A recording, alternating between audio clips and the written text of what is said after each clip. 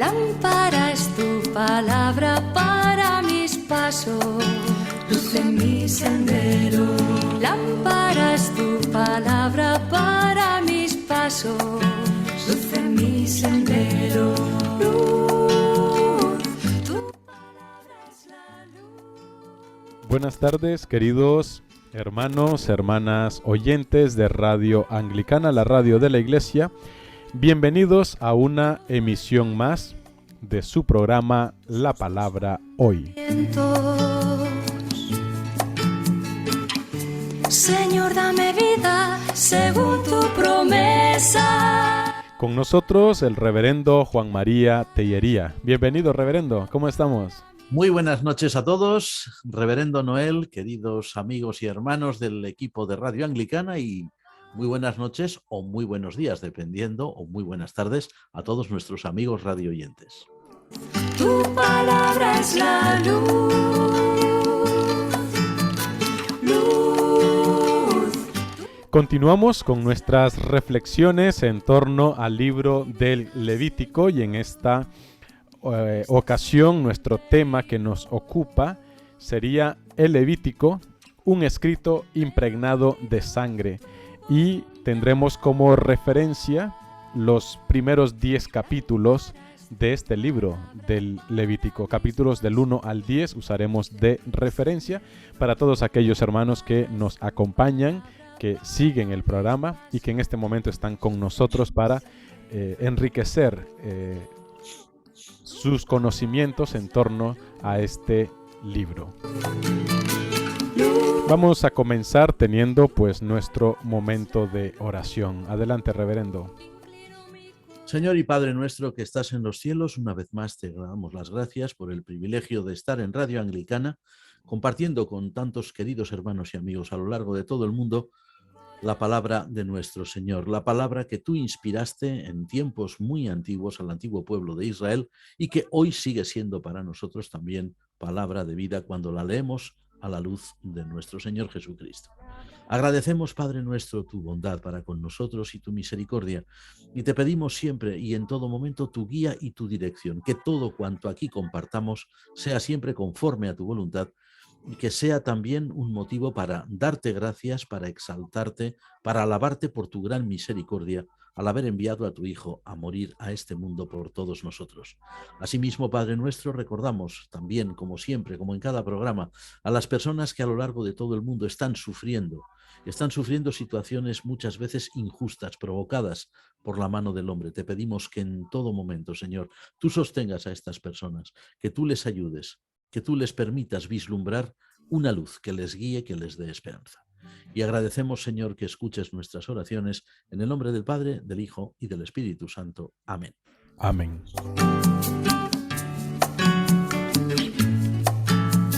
Lámpara es tu palabra para mis pasos, luz en mi sendero.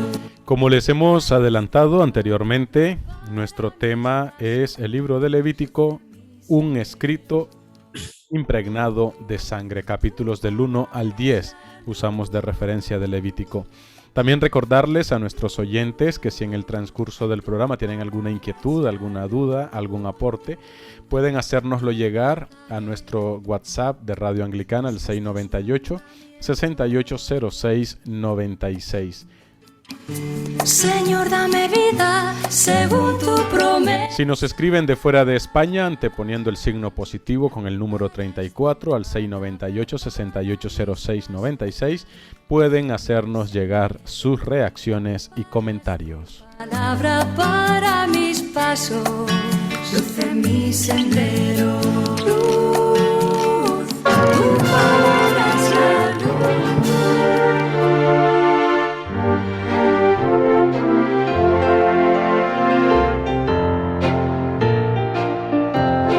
Bueno, un escrito impregnado de sangre. Suena bastante agresivo el tema, Juan Mari.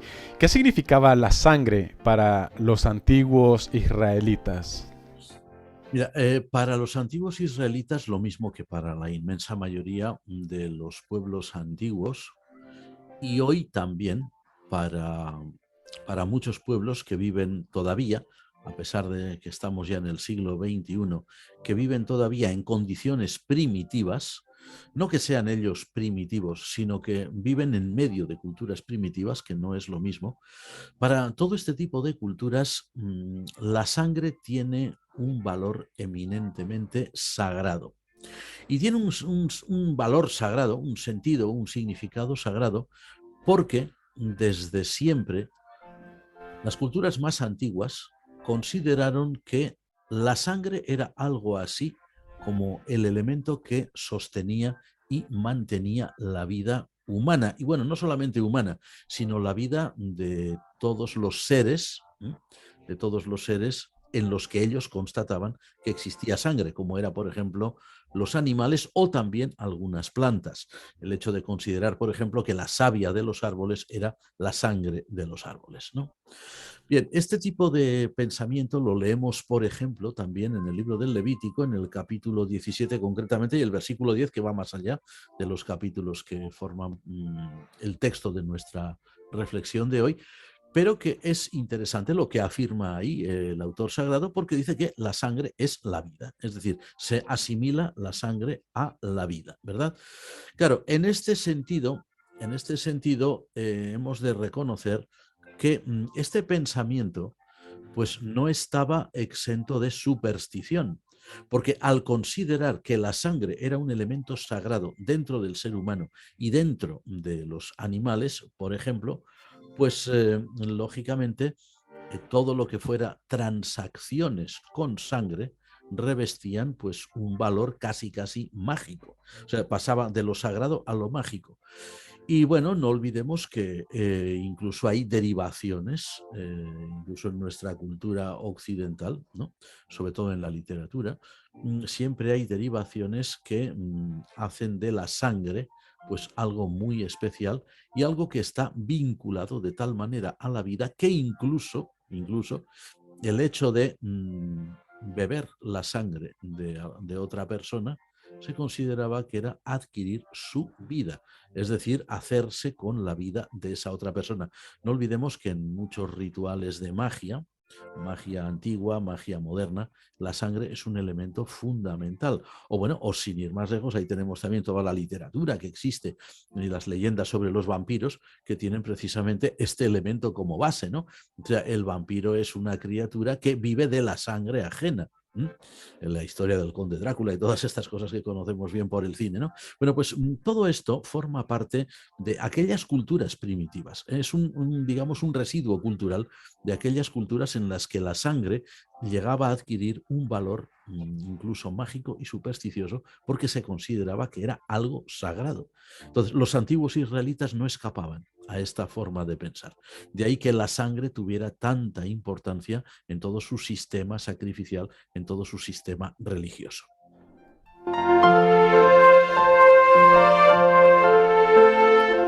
Con esta aclaración e introducción, Tellería, que nos has hecho de este dato, ¿no? de que suena también a ciencia ficción, el tema de la sangre, transacciones mágicas, tal cual. ¿Podríamos entonces decir de que el Levítico está impregnado de sangre? Bueno, pues sí, realmente se puede decir, especialmente en los primeros 10 capítulos, que son los que hemos marcado hoy como base para nuestra reflexión, teniendo en cuenta que en estos capítulos concretos se describen una serie de ceremonias, una serie de ritos sacrificiales de estos que se llaman cruentos, es decir, ritos sacrificiales en los cuales se exigía un derramamiento de sangre, ¿no? Por ejemplo, desde los holocaustos diarios, el holocausto matutino y vespertino, que se oficiaban en el santuario israelita y luego también en el templo de Jerusalén, hasta esas ceremonias tan pertinentes y tan curiosas también del día de la expiación, del día del gran perdón, que eso aparece ya más bien en el capítulo 16, pero que está todo ello impregnado de sangre. Es decir, que para el lector del Levítico, sobre todo cuando se empiezan a leer se empieza a leer el libro en el orden en que aparece, ¿no? En sus capítulos iniciales, pues especialmente el lector actual se encuentra con una obra desagradable, ¿no? Porque tanto derramamiento de sangre animal, ¿no? Además, un derramamiento que a nosotros hoy nos parece injustificado, ¿no? Y que es extremadamente cruel.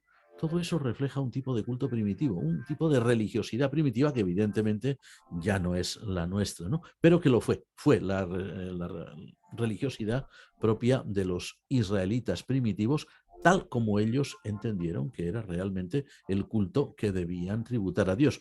Bueno, no olvidemos, y esto también es importante, no debemos achacar a los israelitas o culpar a los israelitas por este tipo de culto, puesto que prácticamente en todas las religiones primitivas el derramamiento de sangre era y es una, una condición una condición ineludible para una correcta adoración a la divinidad, ya sea un solo Dios o varios, ¿no?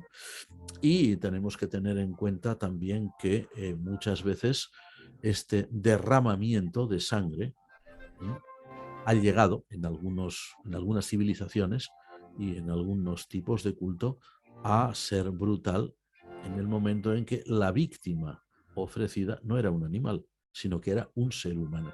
Es decir, que Israel no inventó el sistema sacrificial, Israel no imaginó por una crueldad esencial inherente a su propio ser o a su propia cultura, no inventó este sistema de sacrificios, sino que los heredó como todos los pueblos, de unas culturas mucho más primitivas en las cuales se entendía que para la divinidad, sea la que fuera, no había mejor ofrenda que lo más sagrado, y lo más sagrado era la sangre.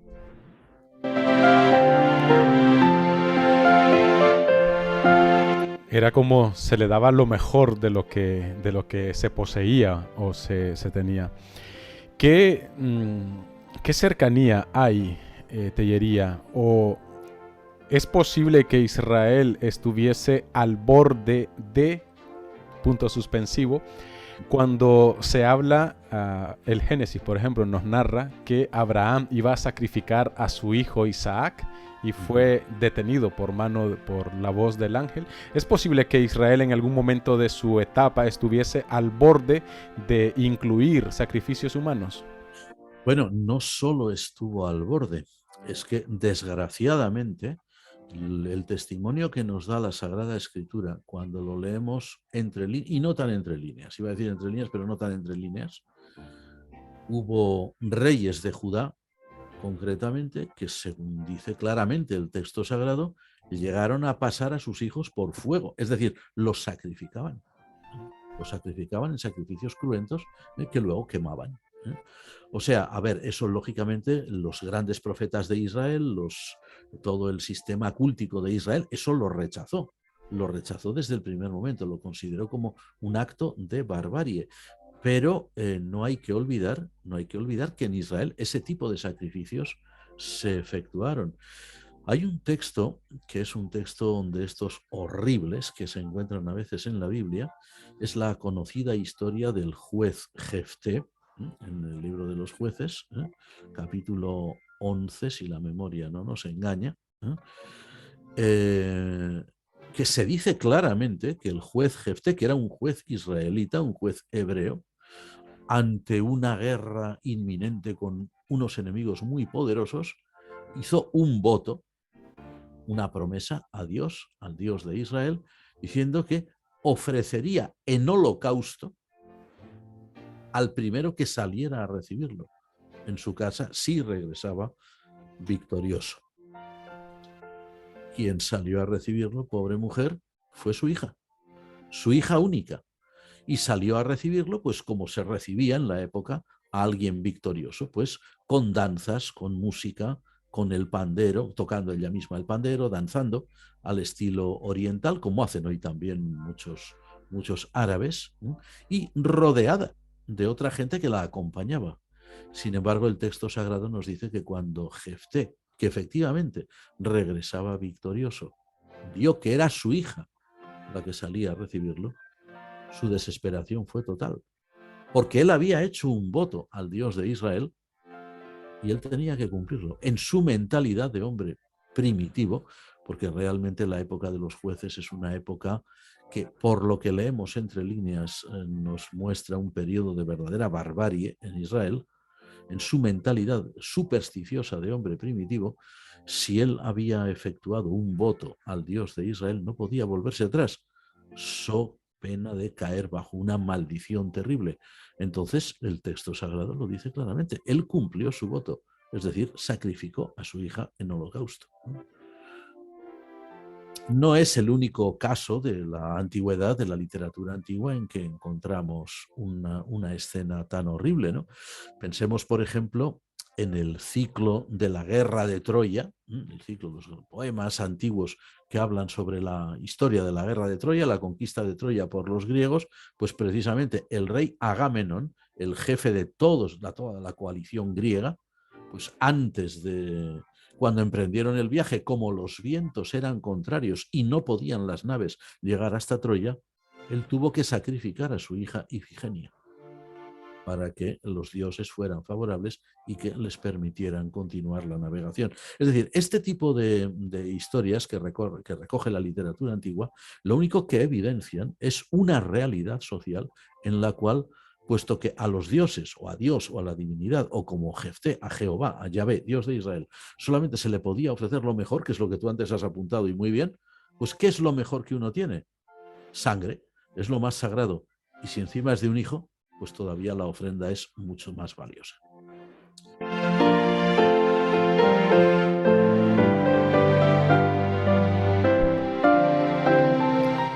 Entre los capítulos 2, 3, 4, incluso el 5, se habla de las ofrendas y se habla de que hay distintos tipos de ofrendas. ¿Por qué se habla de que o se hacen aclaraciones sobre algunas partes de la ofrenda que eran para los sacerdotes?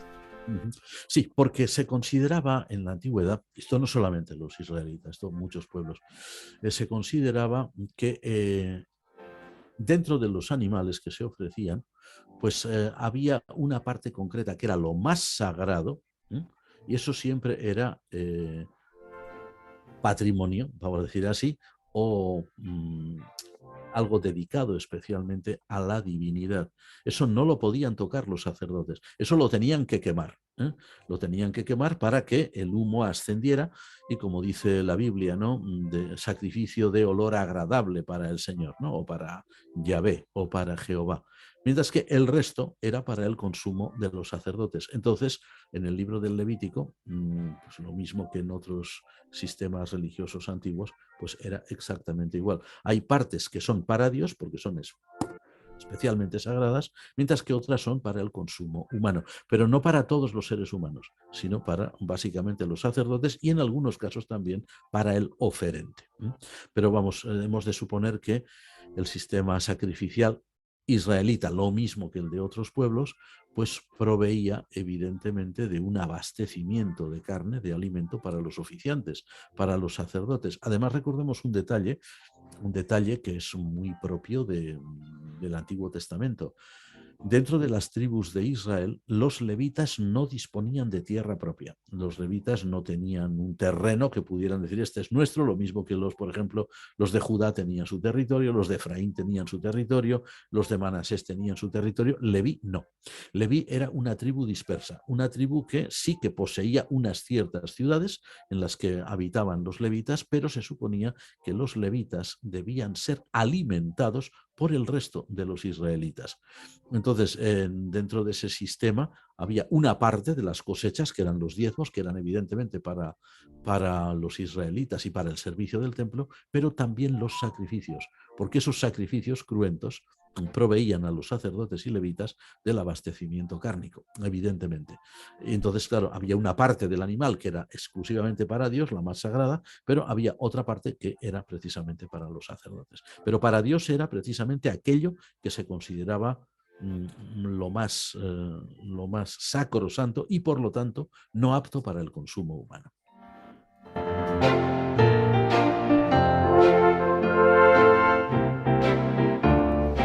Leyendo estos primeros capítulos y dándonos cuentas pues de esa gama de sacrificios desde una paloma hasta un toro, ¿no? Podemos encontrar ahí un sinnúmero de reglas incluso de cómo hacerlo y tal. ¿Podríamos entonces entender que el Dios de Israel era un Dios específicamente sanguinario? ¿Le encantaba a Dios la sangre según lo que encontramos ahí? Sí, como los dioses paganos, ¿verdad? Los dioses paganos que lo que querían constantemente era sangre, sangre y más sangre.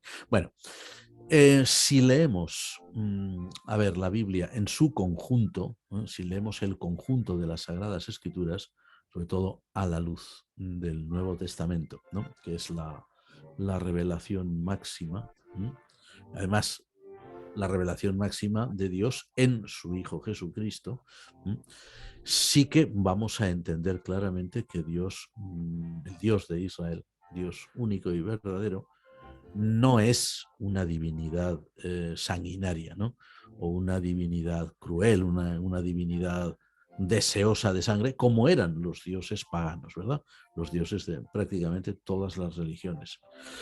Ahora, eso no obsta para que nosotros, al leer el Antiguo Testamento y sobre todo al leer, por ejemplo, ahora, como estamos leyendo el Levítico, pues que comprendamos o entendamos que la forma en que Israel, el antiguo Israel, el primitivo Israel, entendía a su Dios y la forma en que el antiguo Israel entendía cómo debía ser su relación con Dios y el culto que se le debía tributar, pues hemos de reconocer que ellos no pensaban igual que nosotros y que además ese pueblo de Israel, cuyas tradiciones más primitivas se reflejan, por ejemplo, en el Levítico, en estas partes del Levítico, pues ese antiguo Israel no era la Iglesia universal de Cristo hoy. Por lo tanto, la idea, la imagen que ellos tenían de Dios, pues era una imagen que no estaba exenta de superstición. Eso no nos debiera asustar ni asombrar. Fijémonos en un par de detalles que son importantes. En primer lugar, los profetas, ya los profetas que viven al final de la era antigua de Israel, poco antes de la caída de Israel del norte y Israel del sur en manos de sus enemigos, profetas de la talla, por ejemplo, de Isaías o de la talla de Jeremías o, por ejemplo, de Amós o de Miqueas, Oseas. Fijémonos bien que son profetas en los cuales el mensaje que ellos vehiculan no es un mensaje precisamente a favor de sacrificios. Es más, en el libro de Isaías, por ejemplo, leemos eso de que ya estoy harto, es como si dijera Dios así, no estoy ya harto de vuestros sacrificios. O sea, ¿de qué me sirven a mí tanto sacrificio? Si sois un pueblo desobediente, ¿no? No sirve para nada. Incluso tenemos ahí las palabras de Oseas, que es un gran profeta, un poco desconocido desgraciadamente, pero un gran profeta, que incluso serán citadas en el Nuevo Testamento por el propio Jesús cuando dice, misericordia quiero y no sacrificio. Esas son palabras de Oseas que luego Jesús va a retomar. Eso por un lado, ¿no? Como decimos, ya los profetas de Israel se manifiestan en general reacios a ese culto sacrificial. Pero luego, por el otro lado, tenemos el propio judaísmo.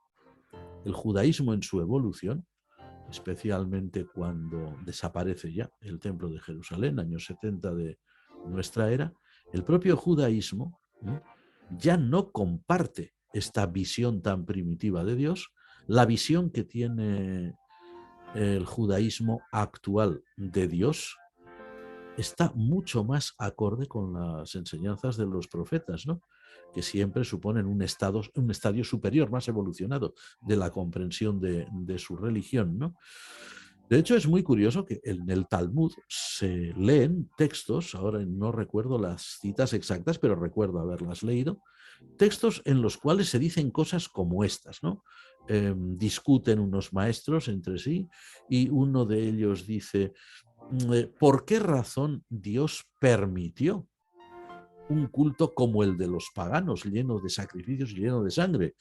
Y el otro le responde, pues Dios transigió con la debilidad de nuestros antepasados, y con su deseo de ser similares a los demás. Pero ese no era el propósito de Dios. Es decir, el judaísmo llega a una espiritualización de la religión del Antiguo Testamento. El judaísmo no es, como a veces se dice en muchos sectores del mundo cristiano, una especie de religión pues apegada a 100% a tradiciones. Sí que los hay, por supuesto, los más recalcitrantes, por decir así, pero hay también un judaísmo de gente que estudia las escrituras con un sentido más crítico, ¿no? Y con un sentido mucho más abierto de pensamiento y teniendo en cuenta los avances que hay en las ciencias bíblicas, ¿no? Bueno, este judaísmo está en contacto actualmente con el mundo cristiano en estudios bíblicos que son, por cierto, muy interesantes, ¿no? Estudios bíblicos sobre el Antiguo Testamento hechos por judíos y cristianos al mismo tiempo, ¿no? Porque hay muchas cosas que unos podemos aprender de otros, ¿no? Entonces hemos de entender que, en realidad Dios no es un Dios sanguinario. El Nuevo Testamento rechaza por completo una idea tal, ¿no? Dios no podría ser jamás, o sea, el Dios Padre de nuestro Señor Jesucristo, creador del mundo, creador de los seres humanos, no es un Dios sanguinario, no se parece a esas imágenes tan primitivas, tan sumamente incluso supersticiosas del Antiguo Testamento, como lo que encontramos, por ejemplo, en el Levítico, pero es que el judaísmo más avanzado tampoco lo acepta. Es más, incluso como hemos dicho, ¿no? Culpan de eso al deseo de los antiguos de ser como los paganos, no a realmente una revelación o un deseo de Dios de que eso fuera así, ¿no? Además, si tenemos también en cuenta que ya en el Antiguo Testamento, y no es solamente un libro muy apartado muy extraño, sino que son varios los textos que nos hablan de cómo Dios se preocupa también por el respeto a la vida de los animales, sin negar ni mucho menos, pues que el ser humano, como ser omnívoro que es, pues también consume carne y producto animal, ¿no? Pero además, aparte de eso, son varios los textos en los que Dios muestra un respeto a la vida animal e incluso un cariño, un aprecio por los animales, ¿no?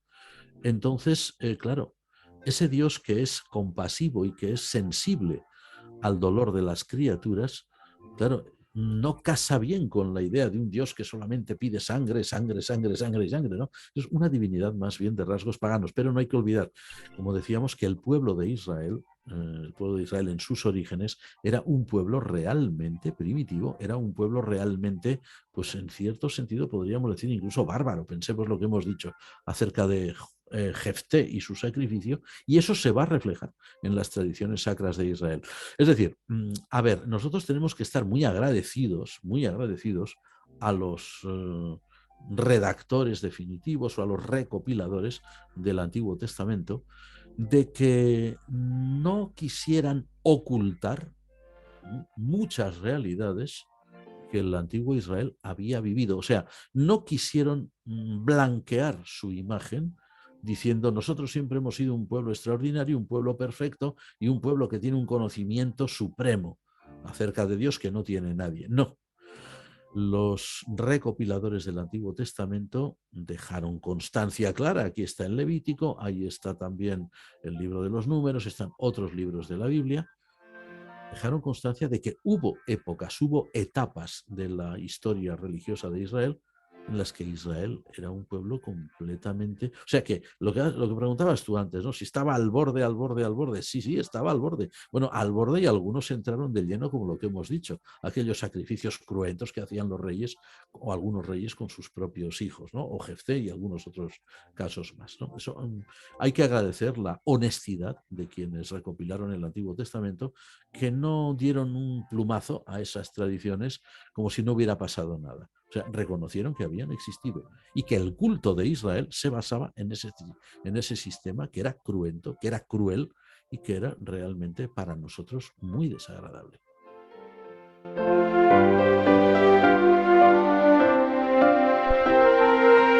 Como cuando Israel, para parecerse a sus vecinos, pidió un rey a Dios, casi igual, podríamos decir, ¿no? Con esta referencia del Talmud, cuando se instituyen este tipo de cultos.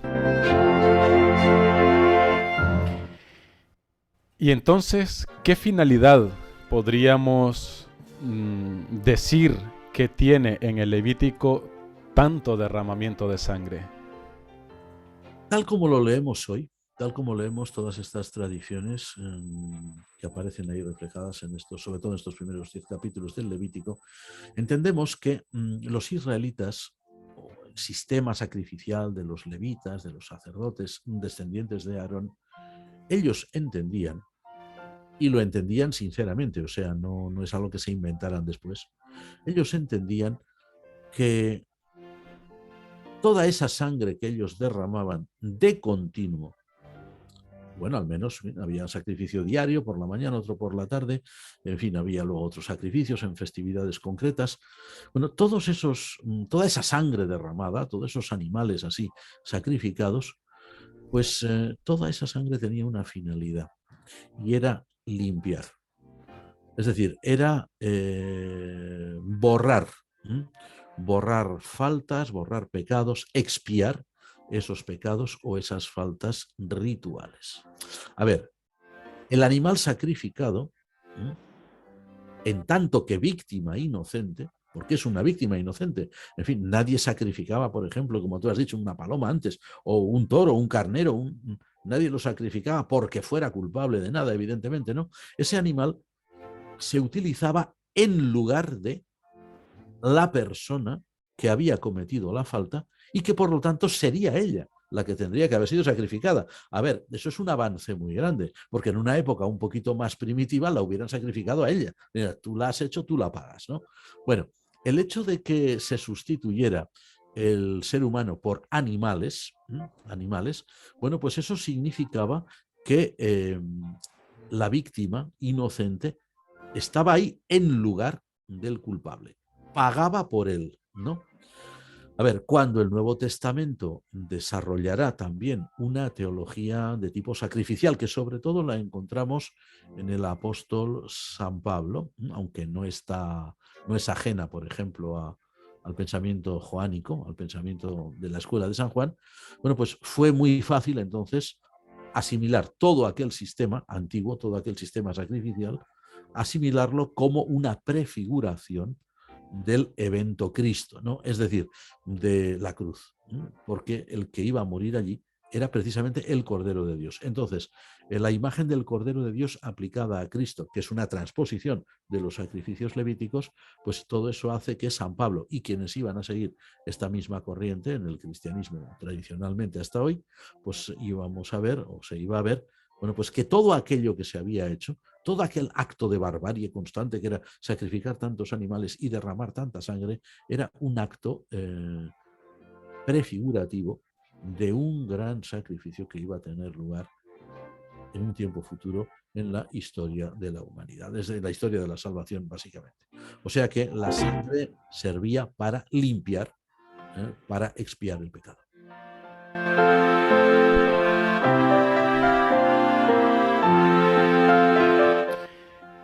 Tellería, muy bonito, pero ¿era eficaz? ¿Era eficaz este método sacrificial que podríamos decir incluso cruel, ¿no? E injusto, porque ¿qué culpa tiene una vaca que tú hayas hecho algo malo? ¿Qué culpa tiene un toro de que tú le hayas robado algo al vecino?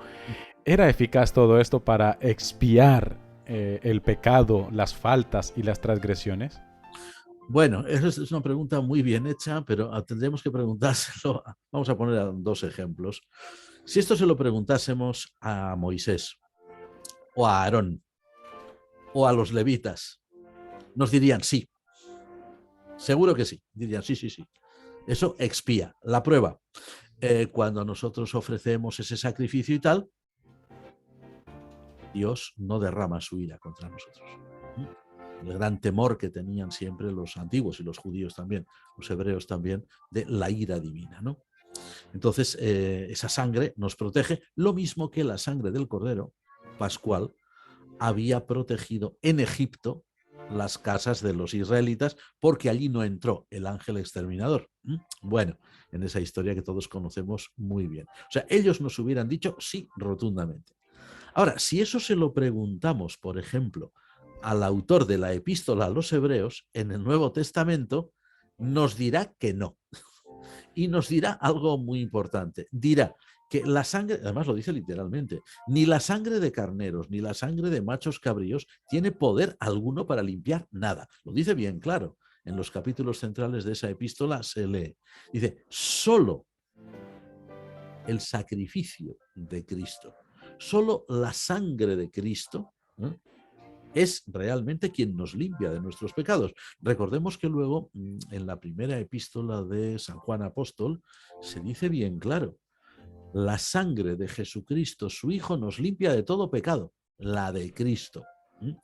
Pero no la sangre de corderos, no la sangre de machos cabríos, no la sangre de toros, nada. Un levita nos hubiera dicho rotundamente sí. Sin embargo, el autor de Hebreos, que ya tiene otra percepción de las cosas, porque él ya vive en una época en la que el Mesías se ha manifestado, dice claramente que no. Entonces, a ver, los sacrificios cruentos del Levítico y de los demás libros de la ley de Moisés eran una anticipación. O mejor dicho, como diría el autor de Hebreos, eran una sombra. Una sombra de una realidad última, de una realidad definitiva que se iba a manifestar en Cristo. Solo que, atención,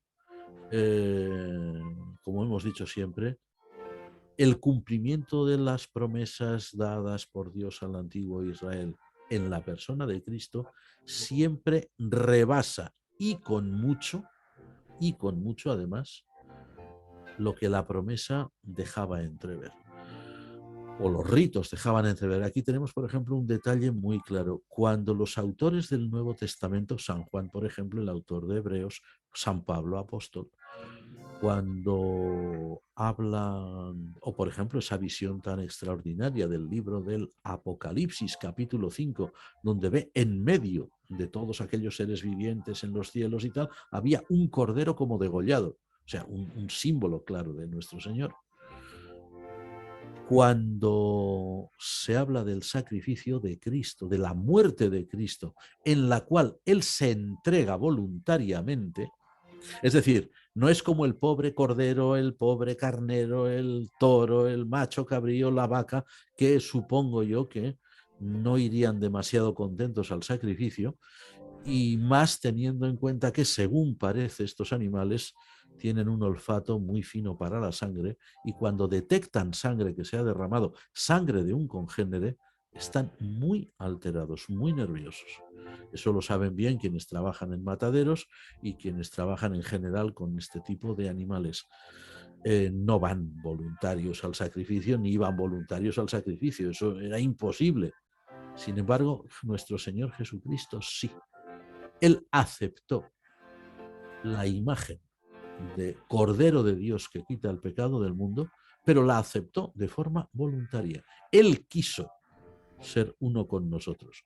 O sea que ahí ya se rebasa con mucho las imágenes aquellas o las sombras del libro del Levítico o del Antiguo Testamento en general, ¿verdad?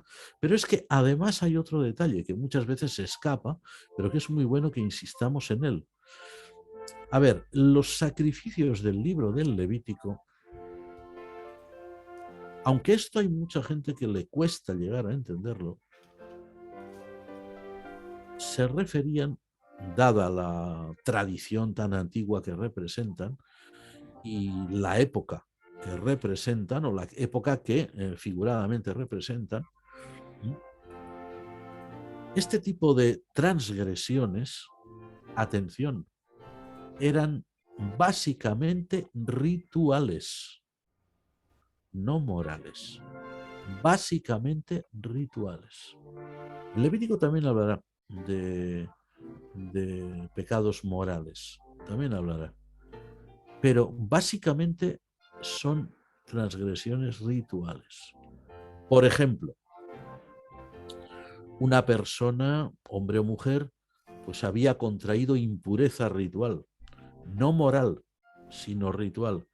Lógicamente esa persona no podía acercarse al santuario, no podía entrar en él, porque ponía en peligro al resto de la comunidad. Tenía que purificarse. ¿Cómo? Sacrificando, llevando un animal para ser sacrificado en su lugar. A ver, una persona, por ejemplo, que hubiese, vamos a suponer, que hubiese comido carne de un animal considerado ritualmente impuro, tenía que expiarse. Eso no es una falta moral. O el hecho de que una mujer pues tuviera sus periodos regulares, ¿eh? Estaba en estado permanente de impureza, no podía acercarse al santuario. Eso se debía expiar. Fijémonos bien que, sin embargo, cuando en el Nuevo Testamento se nos dice que la sangre de Cristo nos limpia, no se está hablando de asuntos rituales. Se está hablando de una purificación completa del ser humano. No simplemente cuestiones de he tocado una cosa que era impura y yo no lo sabía, o sí lo sabía, yo qué sé, he ingerido, yo qué sé, tal animal, no sé qué, que la ley de Moisés consideraba tal o cual, que eso ya no tiene ningún sentido para los cristianos. Jesús en su muerte, Jesús en su, si lo llamamos así, en su sacrificio como Cordero de Dios que quita el pecado del mundo, va mucho, pero mucho, mucho, mucho, mucho más allá de lo que era el significado ritual de los sacrificios levíticos. Y esto es una cosa que lo hemos dicho muchas veces en estos programas, ¿verdad? Pero y en otros lugares, y lo vamos a repetir constantemente mientras Dios nos dé cordura para ello. Las promesas que Dios hace a Israel, los rituales de Israel, toda la religión del antiguo Israel apuntan a una realidad que ellos no podían ni imaginar, una realidad que rebasa, pero muchísimo más de lo que se pudiera pensar, todo lo que esos ritos o lo que incluso esas promesas podían dar a entender. O sea, es tan grande la misericordia de Dios con Israel y con el género humano que incluso en sus promesas Dios se reserva siempre, por decir así, esa carta bajo la manga, ese as bajo la manga, conforme al cual Él da mucho más, no ya de lo que había prometido, sino de que quienes recibieron la promesa hubieran podido jamás pensar, soñar o imaginar. Y eso es lo que ocurre con los sacrificios del sistema levítico. Apuntan a una realidad que es tan sumamente distinta, que es tan diametralmente opuesta, que la abarca a ella y todavía más. O sea que cuando decimos, como dice el autor de Hebreos, ¿no?, que esa sangre, lo que hablábamos antes, ¿no?, que esa sangre en realidad era efectiva, pues no lo era. Los israelitas hubieran creído que sí, naturalmente, pero el autor cristiano de Hebreos dice que no, que lo único que es efectivo es el sacrificio de Cristo y que aquello solo era sombra. Claro, si comparamos la sombra con la realidad, veremos que son, pues, como decimos vulgarmente, la noche y el día, no tienen nada que ver. Nosotros en Cristo tenemos muchísimo más que todo lo que la ley antigua podía prever en sus ritos, en sus promesas o en sus ceremonias. Vamos a acelerar un poquito, que tenemos algunas cuantas preguntas ahí en la recámara. Tellería, nos dicen de que cómo fue asunta la idea de la sangre para el Nuevo Testamento, porque en el Nuevo Testamento se remarca de que la sangre de Cristo nos ha liberado. Me ha gustado mucho esa explicación que nos has dado, de que el sacrificio de Cristo en la cruz nada tiene, o sea, aunque es como una prefiguración lo que apuntaba el Levítico, no tiene nada que ver, porque no decimos de que cogemos la sangre de Cristo, la quemamos y el humo ya nos va a limpiar y a purificar. Entonces eso ha sido muy bien, pero ¿ha sido por un aspecto cultural de la antigüedad o por qué fue asunta esa idea de la sangre? ¿Por qué se mantiene la idea de que la sangre nos limpia? Porque, como decimos, como decíamos antes, la sangre tiene un valor para los pueblos antiguos, las culturas primitivas, que es el valor de la vida, ¿no? La sangre es el líquido de la vida. Lo que ocurre es que, muy bien dicho, en el caso de Cristo, ningún cristiano bebe la sangre de Cristo o nadie llevó la sangre de Cristo a un altar ni nada de todo eso. El cristianismo desde el primer momento, y ahí en eso hemos de reconocer, por supuesto, la inspiración del Espíritu Santo, sin duda, a la hora de escribir el Nuevo Testamento. Pero antes de eso, antes de la redacción del Nuevo Testamento, una catequesis apostólica magistral, pero claro, una catequesis apostólica que no nace porque sí, sino por la instrucción que el propio Jesús debió dar a sus apóstoles en algún momento, suponemos que después de la resurrección. Suponemos que en ese periodo que media entre la resurrección y la ascensión, que el libro de los Hechos de los Apóstoles dice son 40 días que el Señor estuvo con ellos, etcétera, ¿no? O al menos es así como lo entiende la tradición de la Iglesia. Desde el primer momento, la Iglesia entiende que esa sangre literalmente derramada por Cristo nuestro Señor en la cruz del Calvario, que queda allí, sin embargo, de forma espiritual, de forma interiorizada por cada creyente, esa sangre nos limpia de todo pecado, porque esa sangre representa la vida que el Hijo de Dios ha dado por todos nosotros, conforme al patrón antiguo, ¿no? Sangre, vida. Cristo da toda su vida por nosotros. Y luego también hay otra idea, que esto sí, sabemos que no es del agrado de todos los cristianos actuales, pero que en muchos entendemos que es una realidad. Es una realidad y es la interpretación sacramental. Es decir, esa sangre de Cristo, que no es solo la sangre, que también es su cuerpo, todo su ser, pues eso es una realidad en el culto cristiano, es una realidad en la vida de la Iglesia, en el sacramento eucarístico, es decir, lo que llamamos la Santa Cena, Cena del Señor, Sagrada Eucaristía, Santa Comunión, Sacramento del altar, todos los nombres que tiene, ¿no?, en las distintas tradiciones cristianas.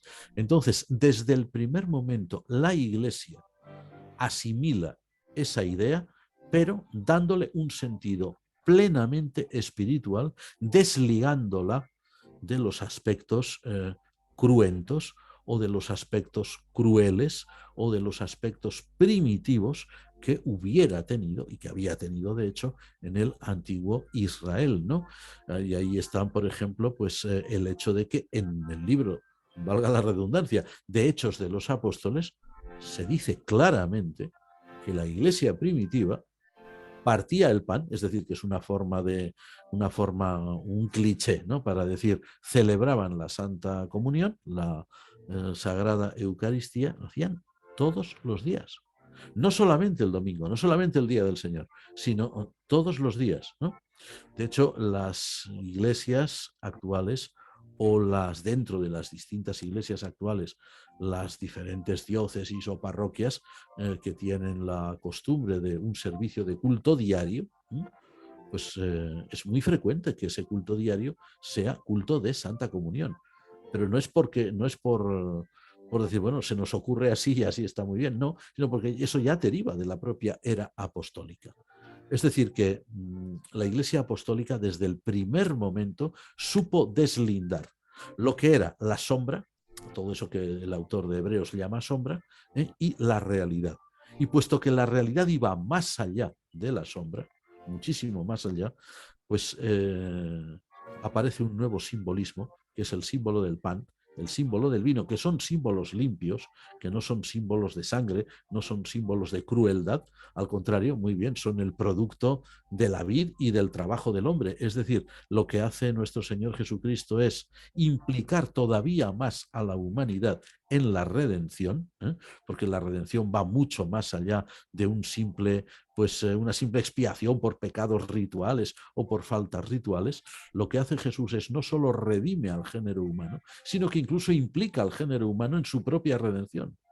Y ahí está, por ejemplo, el sacramento El sacramento que recuerda el sacrificio de Cristo, pero también está ahí el hecho de que la Iglesia universal, la Iglesia de Cristo, es una iglesia que proclama el Evangelio, proclama la muerte del Señor, proclama la resurrección del Señor. Está todo implicado en ese sacramento, porque va muchísimo más allá de los rituales antiguos. Vamos a acelerar un poquito más, Tellería. Tenemos 2 preguntas para 5 minutos. No cada pregunta, sino la... Muy bien. Que te veo, que te veo. Ya. Nos has comentado de que, o al menos así hemos entendido, de que Dios no exigió el sacrificio de su Hijo, sino que su Hijo aceptó voluntariamente dar su vida. Incluso él mismo lo dijo, ¿no? Nadie me quita la vida, yo la entrego por mi propia cuenta, porque tengo poder para darla y para recuperarla, dijo ahí nuestro Señor. Maravilloso. Si Dios no es un Dios sanguinario, como entendemos en el Nuevo Testamento, ¿por qué acepta y por qué le es magnífico el sacrificio de su Hijo? Porque el sacrificio de Cristo es el sacrificio del propio Dios entero, el sacrificio del Dios trino, Padre, Hijo y Espíritu Santo, pero no tanto como sacrificio ritual, sino como solidaridad plena con el ser humano. A ver, vamos a ir muy rápido. El ser humano es una criatura finita, como lo sabemos cada uno de nosotros por experiencia. El ser humano está sometido a la muerte. El ser humano muere. Por supuesto, tenemos la gran promesa de la resurrección, tenemos la promesa de la vida eterna, tenemos las promesas que apuntan a una vida después de la muerte, pero la realidad es que el ser humano muere. A ver, cuando Dios, digamos, no solamente Dios Hijo, cuando la Trinidad en su conjunto, Dios Padre, Hijo y Espíritu Santo, elaboran el plan de la redención, el plan de la salvación, ese plan implica una solidaridad absoluta con el hombre. Y esa solidaridad humana implica algo terrible, que es la encarnación del Verbo de Dios en una mujer, en María, para ser uno como nosotros, pero eso implica también que en el Verbo Dios tiene que nacer, Dios tiene que vivir como un ser humano y por lo tanto tiene que morir. Es decir, no se trata de que Dios diga, yo quiero el sacrificio de mi hijo, quiero que mi hijo sufra, quiero que mi hijo derrame su sangre, como ocurría en el antiguo Israel. No, lo que es yo estoy con mi hijo y yo y el Espíritu Santo estamos ahí en plena solidaridad con el hombre y vamos a morir con el hombre, es decir, el Verbo va a morir, pero en el Verbo está también implícito Dios, o sea, no muere el Padre ni muere el Espíritu, muere el Hijo evidentemente, pero está toda la Trinidad implícita, toda la divinidad implícita. O sea, es una cuestión de plena y absoluta solidaridad. Nosotros somos salvos por la pura misericordia de Dios en Cristo, porque Dios, como dicen muchos cánticos, Dios ama tanto al ser humano, remedando Juan 3:16, ama tanto al ser humano que quiere ser uno con él, Emmanuel, Dios con nosotros, que no es solamente Dios ahí a nuestro lado, sino Dios en nosotros, Dios dentro de nosotros y Dios acompañándonos en el camino hasta la muerte y más allá, porque solamente muriendo, solamente pasando por la muerte, el Verbo de Dios podría destruirla resucitando.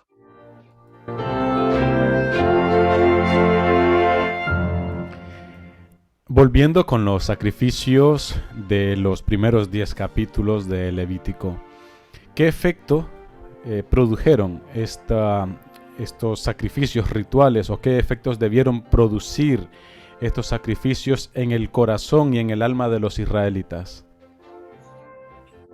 Sin duda, el israelita que veía ese animal que él tenía que llevar o que llevaban otros para expiar sus faltas rituales, todo esto, por el temor a que la ira de Dios se desencadenara contra el pueblo y los fulminara por estar en estado de impureza o en estado de, ilegalidad ritual, eso debía provocar en los israelitas una conciencia muy grande de que había que andarse con cuidado, es decir, que no se podía jugar con Dios, que Dios es el garante del orden del mundo y por lo tanto si había un orden y había algo que era impuro, eso se debía erradicar, pero de forma total. Claro, eso exigía la vida de una criatura que era inocente, en el mejor de los casos, en lugar del culpable, ¿no? Por lo tanto, se desarrollaba, sin duda, en los israelitas una conciencia de pecado, pero cuidado que el pecado era muy serio. El pecado exigía muerte. Por el otro lado, los israelitas, claro, este es en el peor de los casos, podían desarrollar, y sin duda desarrollaron, es muy evidente que lo desarrollaron, una especie de concepción supersticiosa de la sangre, como en fin, la sangre es la que nos purifica, por lo tanto, a derramar sangre y a ver que no ocurra nada, ¿no? O una conciencia totalmente desviada. Si Dios exige sacrificios y los demás dioses exigen sacrificios, da igual, pues voy a sacrificar a un hijo, porque eso es mucho más agradable, sin duda, a Dios, que le sacrifique una oveja, que total no es nada para mí, ¿no? Solo es una propiedad. O sea, tiene un buen lado y un mal lado, ¿no? Por el buen lado, pues eso, conciencia de pecado. Por el mal lado, una conciencia supersticiosa. Probablemente se desarrollaron ambos puntos en el antiguo Israel. Pero, gracias a Dios, el judaísmo eso lo ha superado y, por supuesto, el cristianismo, pues en fin, ha derivado las cosas hacia un cumplimiento pleno de aquello que, como hemos visto, va mucho más allá de lo que se podía imaginar.